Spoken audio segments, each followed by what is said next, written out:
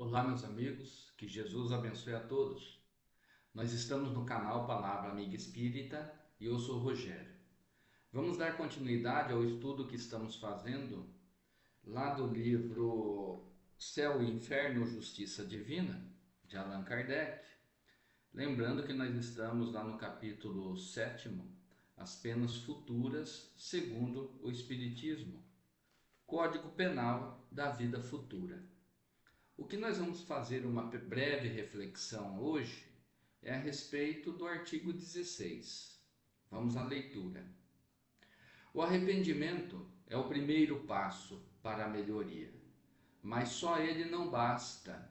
É preciso ainda a expiação, a reparação. É um valioso ensinamento, porque quando nós, diante de um comportamento deslocado, errado, que contraria os ensinamentos de nosso Mestre Jesus, quando nós tomamos decisões que passamos por cima daquilo que é certo somente para a satisfação dos nossos interesses, nós cometemos erros. Esse erro que nós cometemos, essa falta que nós cometemos, não é perante o Pai. Nós não ofendemos o Pai, mas é perante nós ou o nosso próximo. E isso causará dor ou sofrimento. Quando nós, então, buscamos com sinceridade encontrar em nós e, e reconhecer que praticamos um erro, que tomamos uma decisão errada e com isso nós ferimos o nosso próximo, machucamos o nosso próximo, magoamos o nosso próximo ou a nós mesmos, nós então vamos exercitando o sentimento da humildade, porque é somente nos afastando do orgulho, o orgulho que diz que tudo aquilo que eu faço está certo, o orgulho que não reconhece o erro. Então, através do exercício da humildade sincera, nós reconhecemos que erramos. E isso gera o arrependimento. E o arrependimento é fundamental para sairmos do círculo vicioso de praticarmos o mal. É fundamental, então, reconhecer o erro cometido. Esse reconhecimento gera o arrependimento.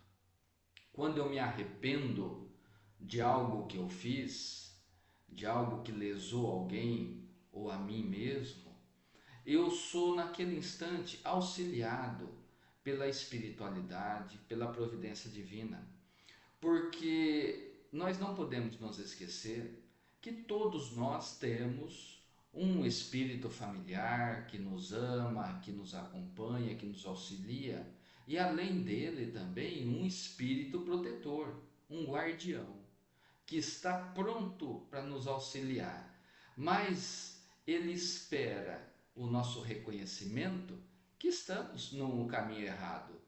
E quando surge o sentimento do arrependimento, esse é o alarme que toca na espiritualidade. Então, possibilita aí o nosso auxílio, através da boa influência, através do bom conselho. O arrependimento, então, nos protege da influência perniciosa, da influência espiritual que nos estimula sempre para o mau caminho. Então, a partir do momento em que eu me arrependo, eu saio daquele nível vibratório de inferioridade, passo para um outro nível onde eu possibilito o auxílio, o estímulo para o bem. E nesse momento do arrependimento, eu reconheço que eu errei. É um sinal de humildade. Mas não basta reconhecer que errou, não basta pedir perdão pelo erro cometido. É necessário dar um outro passo. É necessário, em seguida, nutrir todas as forças necessárias, buscar forças em nós para irmos até a reparação do dano causado. Então, não basta apenas pedir perdão, é necessário arcar com as consequências daquilo que eu fiz, do dano que eu causei, do prejuízo, da mágoa que eu gerei, do sofrimento que eu gerei no meu próximo. É necessário então arcar com essas consequências. Aí nós encontramos a justiça divina, porque todos nós que estamos num processo expiatório, significa que nós estamos arcando ou suportando as consequências dos erros praticados, ou melhor, que nós estamos suportando as consequências da maldade que nós fizemos. E nós nos arrependemos, reconhecemos que erramos, mas é necessário, pela justiça do Pai, arcar com esses erros, suportar aquilo de mal que fizemos. E por isso nós sofremos. É o que chama de expiação na doutrina espírita. E depois tem um outro passo, que é o passo da reparação. Então vamos lá, recapitulando: cometemos o mal, praticamos o mal, espalhamos a dor e o sofrimento para o nosso próximo ou para nós. Com a humildade, nós reconhecemos que nós estamos agindo errado ou que nós agimos errado. Na sequência, nós compreendemos por que nós sofremos. Sofremos como consequência desse mal que fizemos lá atrás. É consequência simples, simples consequência. Não é nada de castigo, não é nada de punição. Apenas consequência do mal praticado. Essa dor que eu estou passando, a dor física que atinge o meu corpo, ou a dor moral, que é a dor espiritual, essa dor da consciência que nos acusa de algo que eu deveria fazer e eu não fiz, que eu fui omisso, ou que eu fiz errado, então a consciência me acusa, então eu passo a sofrer consequência da própria acusação daquilo que eu fiz de errado, então eu estou em sofrimento, estou em expiação. Na sequência, então, nós encontramos a necessidade da reparação. A reparação é o outro passo.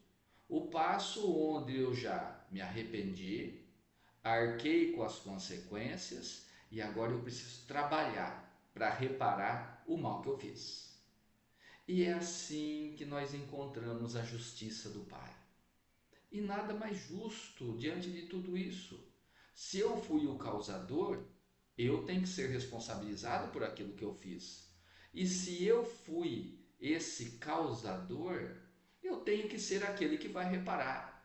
Não é meu filho que vai reparar, não é meu pai que vai reparar, meu parente, meu amigo, não. Fui eu que causei, eu que vou reparar. Então nós encontramos um outro entendimento em relação a isso. O fardo que nós carregamos. O fardo tem essa simbologia. Às vezes o fardo é muito pesado, ou seja, as dores, os sofrimentos que eu estou suportando são grandes. Por quê?